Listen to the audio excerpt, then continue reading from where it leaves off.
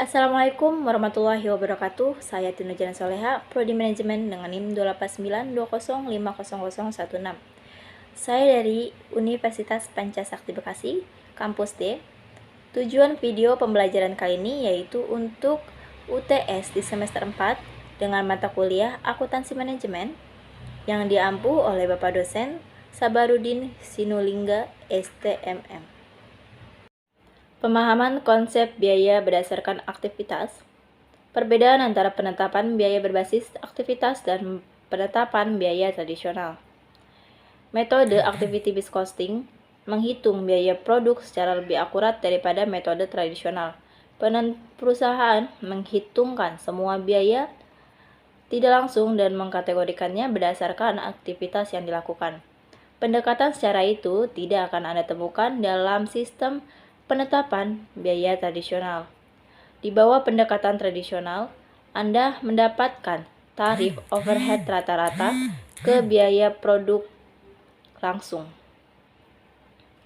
Pendekatan tradisional lebih mengutamakan pada kinerja keuangan jangka pendek, sedangkan activity-based costing fokus pada biaya mutu dan faktor waktu. Lalu manfaat penetapan biaya berbasis aktivitas. Penetapan biaya berbasis aktivitas menetapkan biaya untuk produk sesuai dengan sumber daya yang benar-benar dikonsumsi.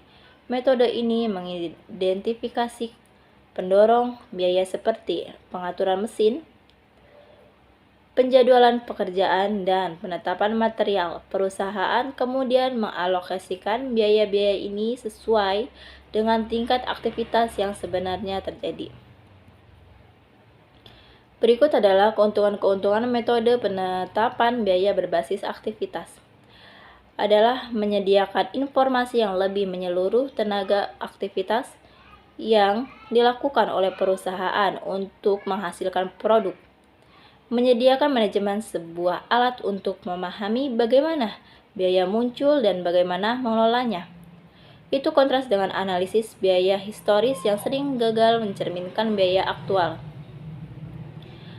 Dirancang untuk mengendalikan biaya tidak langsung dan untuk mencerminkan biaya aktual. Dengan metode ini, manajemen dapat mengidentifikasikan area penghematan dan pengurangan biaya.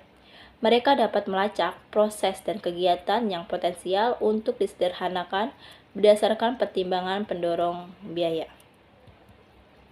Berikut ini adalah contoh tahapan dalam menetapkan dan metode penetapan biaya berbasis aktivitas. Yang pertama yaitu mengidentifikasi aktivitas yang perlu untuk menyelesaikan produk.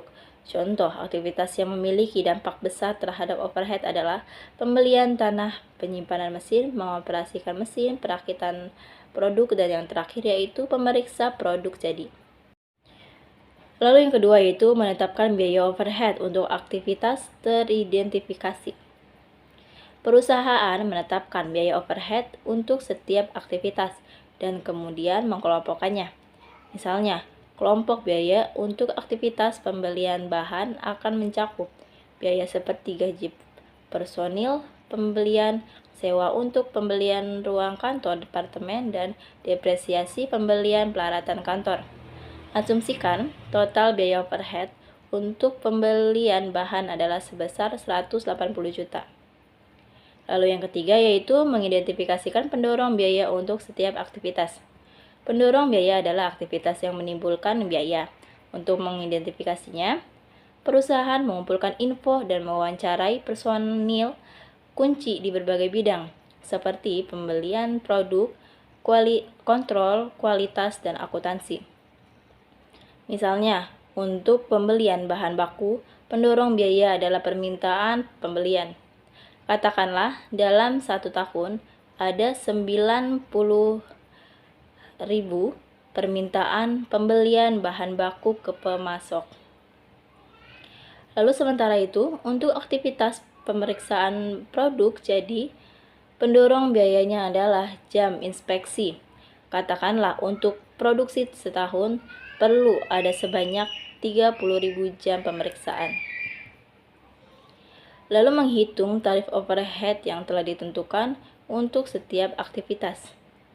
Perusahaan kemudian membagi taksiran biaya overhead dengan tingkat perkiraan aktivitas pendorong biaya. Misalnya, untuk pembelian bahan, total biaya overhead pembelian adalah sebesar 180 juta. Untuk permintaan pembelian sebanyak 90.000. Dari data tersebut, perusahaan menghitung tarif overhead untuk aktivitas pembelian bahan adalah sebesar 2.000 per permintaan pembelian.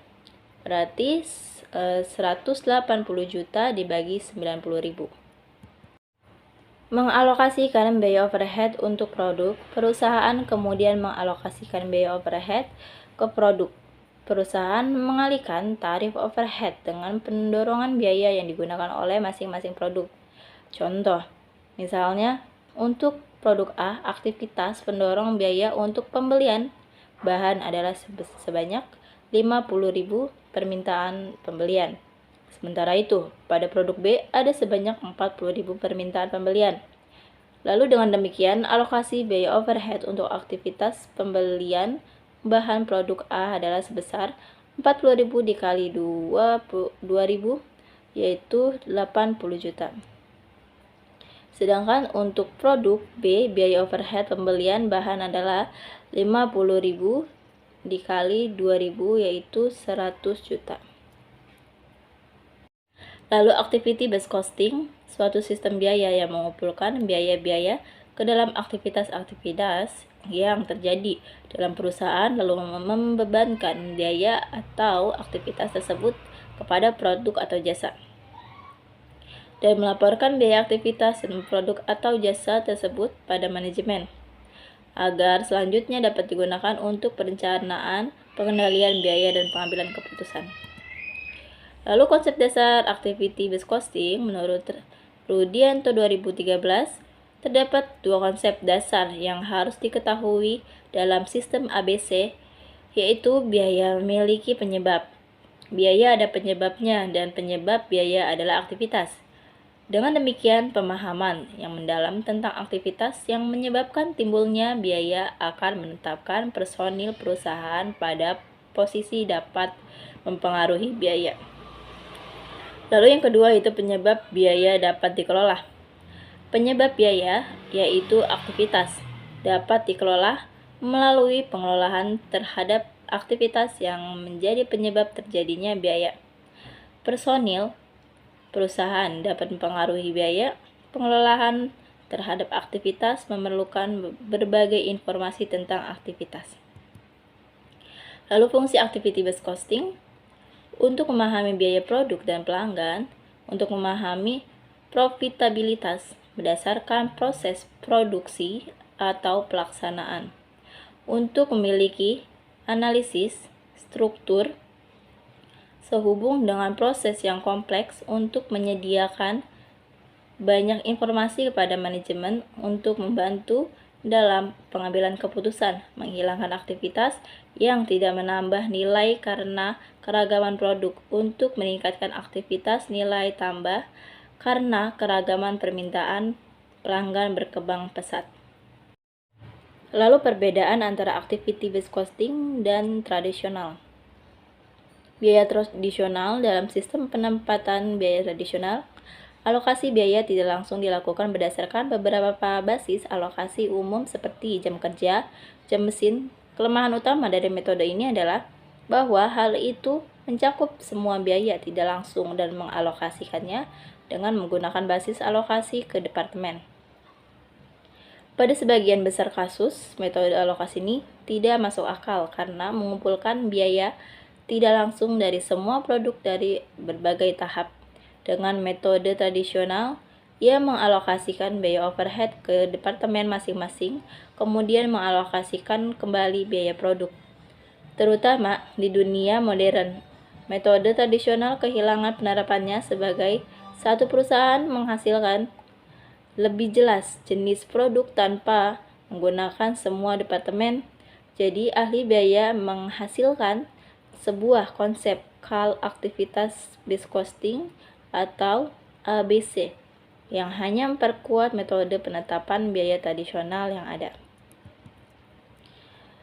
Lalu, activity based costing dapat didefinisikan sebagai pendekatan penetapan biaya yang mengidentifikasikan aktivitas individu sebagai objek biaya fundamental. Dengan metode ini, biaya aktivitas individu ditugaskan terlebih dahulu dan kemudiannya digunakan sebagai dasar untuk menetapkan biaya ke objek biaya tertinggi. Itu adalah dalam aktivitas berbasis biaya, ia mendapatkan lebih dari kepala ke setiap aktivitas terlebih dahulu, lalu mengalokasikan kembali biaya itu ke produk atau layanan individual.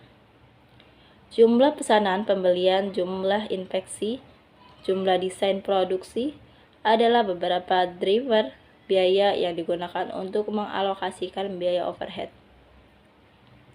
Meskipun konsep activity based costing dikembangkan dari metode penentuan biaya tradisional, keduanya memiliki beberapa perbedaan di antara keduanya, yaitu dalam sistem tradisional beberapa basis alokasi digunakan untuk mengalokasikan biaya overhead, sedangkan sistem ABC menggunakan biaya driver sebagai basis alokasi. Metode tradisional mengalokasikan biaya overhead ke dalam departemen-departemen masing-masing, sedangkan biaya berdasarkan aktivitas memberi tugas pada kepala ke setiap aktivitas terlebih dahulu. Lalu activity based costing lebih teknis dan memakan waktu, sedangkan metode atau sistem tradisional tenang lurus ke depan.